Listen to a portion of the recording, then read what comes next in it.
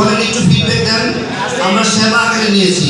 এবার আসেন, পুরো পৃথিবীতে একটা মানে অবজার্ভ করা হয়েছিল, যে একটা অডিট করা হয়েছিল। তো অডিটে ধরা পড়েছে পুরো পৃথিবী 100% সম্পদের মালিক, সম্পদের মধ্যে 10% সম্পদের 10% লোক 90% সম্পদের মালিক মাত্র 10% লোক।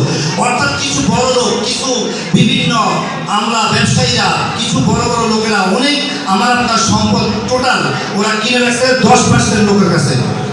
কালের প্রবর্তনে বিবর্তনে যুগ থেকে যুগান্তরে চেঞ্জ হয়, আবার ওই 10% লোকের কাছে 90% সম্পদ আটকে আছে। আমরা না যারা 90%, আমরা গরিব, আমরা মধ্যবিত্ত, আমাদের নাই।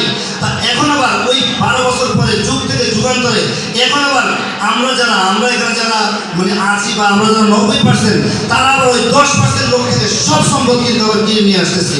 কীভাবে সিস্টেমটা আমি এভাবে বুঝাই, ধরেন গ্রাম বাংলা তালুকদার ছিল, তালুকদার দেখবেন আপনারা আমাদের অনেক মুরব্বীরা আছেন, অনেক অডিয়েন্সে অনেক ব্যক্তিত্ব নেতৃত্ব অনেক ভালো মানে শিক্ষিত সমাজের এখানে অনেকে আছেন, মুরব্বীরা আছেন।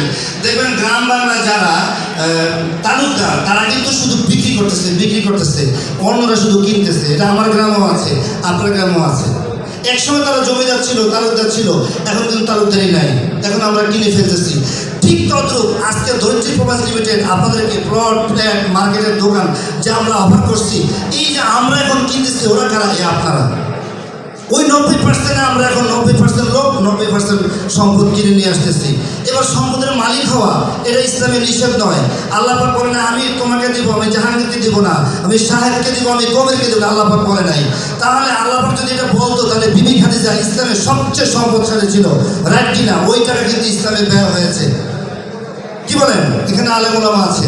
তাহলে সম্পদ হওয়া, বাড়িঘর হওয়া, একটা বাড়ি একটা গাড়ি, এটা আল্লাহর কাছে এটা তেমন কিছু না, এটা কোনো বড় চাহিদা না, রাইট কি না? এটা প্রয়োজন না ভাই, কি বলেন?